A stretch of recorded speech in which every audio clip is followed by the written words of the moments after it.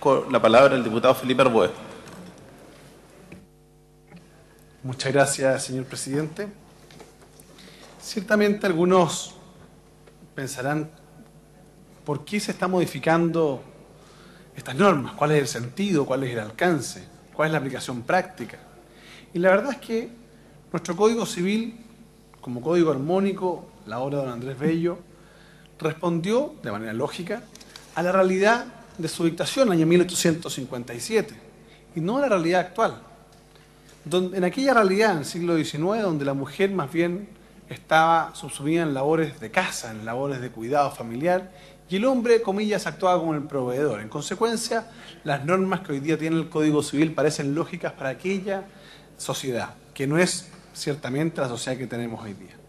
Más aún, las normas que hoy día se contemplan en el título 9 del libro primero del Código Civil, obviamente se refieren, o parten refiriéndose, a los derechos y obligaciones entre padres e hijos. Y es ese capítulo el que nosotros estamos modificando.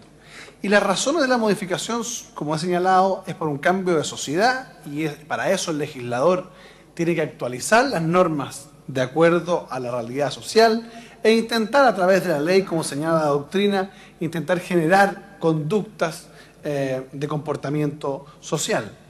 Pero más aún, hoy la norma establecida, por ejemplo, en el artículo 225, en mi concepto, la que establece el derecho preferente de la madre, adolece de un vicio de constitucionalidad.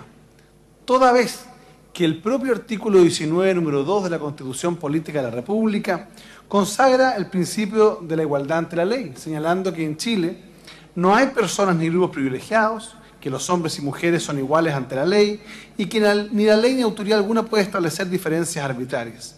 Por tanto, no debieran tratarse en forma distinta al menor, según si vive o no con sus padres, por lo que podría afirmarse que las normas contenidas en el artículo 225 del Código Civil no pasarían el test de constitucionalidad a la luz de la norma constitucional citada.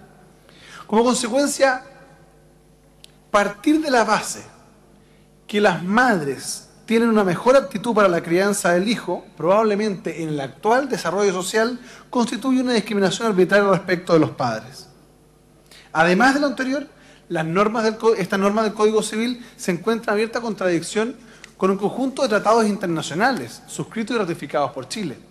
Por de pronto, la Convención Americana sobre Derechos y Libertades establece en el artículo 17, número 4, dice que los Estados partes deberán tomar medidas apropiadas para asegurar la igualdad de derechos y la adecuada equivalencia de responsabilidades de los cónyuges en cuanto al matrimonio, durante el matrimonio y en caso de disolución del mismo. Prosigue la citada norma: en caso de disolución, se adoptarán disposiciones que aseguren la protección necesaria de los hijos sobre la base única del interés y conveniencia de ellos. Es decir, pone a los hijos como el centro de la protección.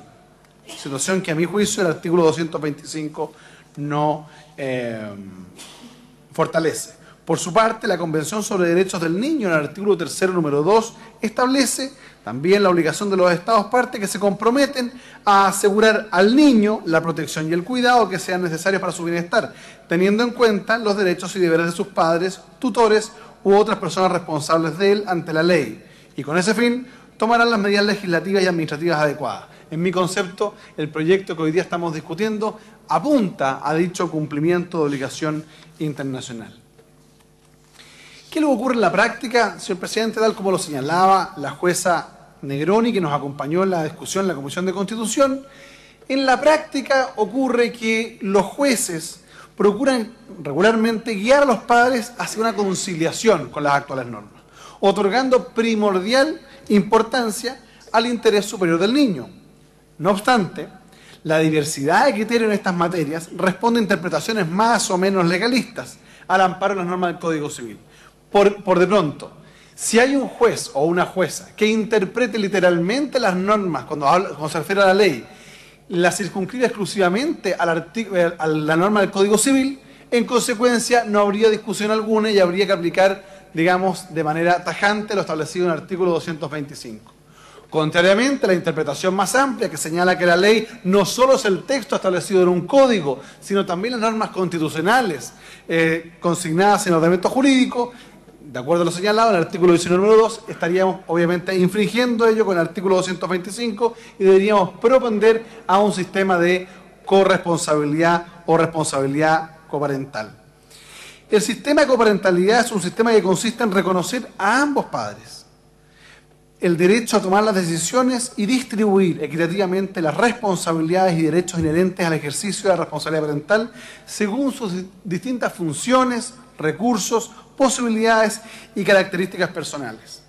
Es cierto, este régimen presenta ventajas, por ejemplo, el de conservar en ambos progenitores el poder de iniciativa respecto a las decisiones que afectan a sus hijos, ya que son los padres quienes se encuentran en mejores condiciones para arribar al acuerdo que resultará más beneficioso para ellos. Es decir, permanentemente la corresponsabilidad lo que propende es a que el sistema de cuidado de los niños sea en beneficio directo de ellos y no como función de resolver los problemas maritales o de relación entre cónyuges casados o eventualmente incluso divorciados. Luego hay un conjunto de ventajas del sistema de corresponsabilidad. El reconocimiento del hijo como alguien ajeno al conflicto matrimonial, no se pone al niño como parte del conflicto matrimonial, sino solo como sujeto de derecho y protección de ambos padres. Segundo, el niño continúa en contacto, el mismo contacto que tenía antes con ambos padres, se mitiga el sentimiento de presión, que es muy importante, eliminando estos conflictos de lealtad que muchas veces enfrentan los niños ante la separación de sus padres. Y por sobre todas las cosas se mantiene siempre el ámbito de la protección del interés superior del menor. Consecuencia, la atribución legal preferente materna, en mi concepto, no incentiva la mediación y tampoco incentiva el acuerdo.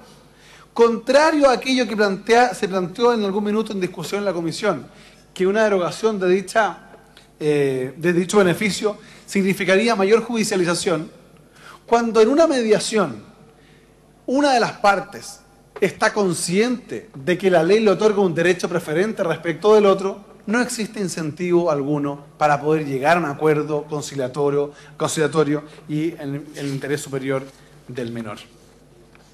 De hecho, en diversas exposiciones que recibimos de invitados en la Comisión de Constitución, Legislación y Justicia, se estableció, por ejemplo, don Max Celedón señalaba que la tuición compartida era un sistema de vida post-ruptura que permite a los hijos acceder y vivir con ambos padres, asumiendo estos últimos una repartición equitativa de derechos y deberes.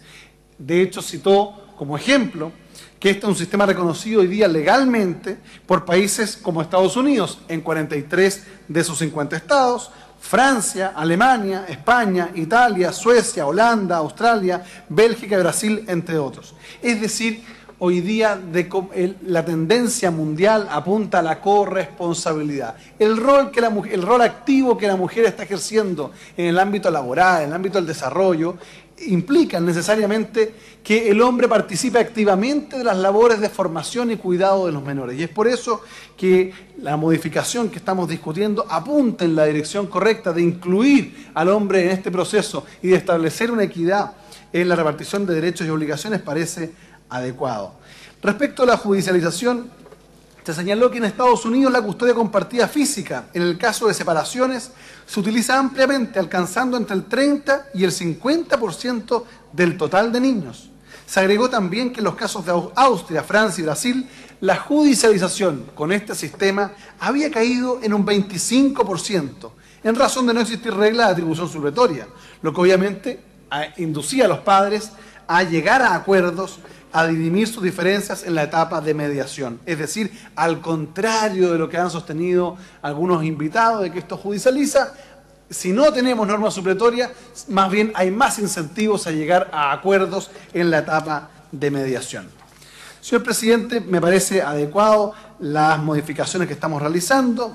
Mi percepción es que la derogación del artículo 228 parece correcta, de igual forma la última redacción del artículo 225, no obstante, en mi concepto creo que debimos haber ido un poco más allá en el sentido de establecer normas que también, insisto, consagraran legalmente la participación ya no solo obligatoria, sino que la propia norma como elemento de educación social estableciera la participación activa de los padres en la formación y educación, cuidado y crianza de sus hijos.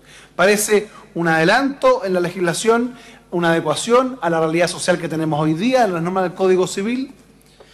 No obstante lo anterior, creo que faltaron algunas modificaciones un poco más osadas que fueran en el sentido que yo he planteado.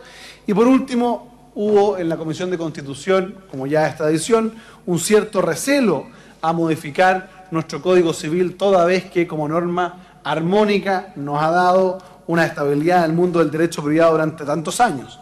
Pero también se ha entendido que las normas del Código Civil, como señalaba al inicio de mi intervención, respondían a la realidad social de la sociedad del siglo XIX, que dista mucho de la actual. He dicho, señor presidente. Gracias, diputado Arboe. Para continuar el debate.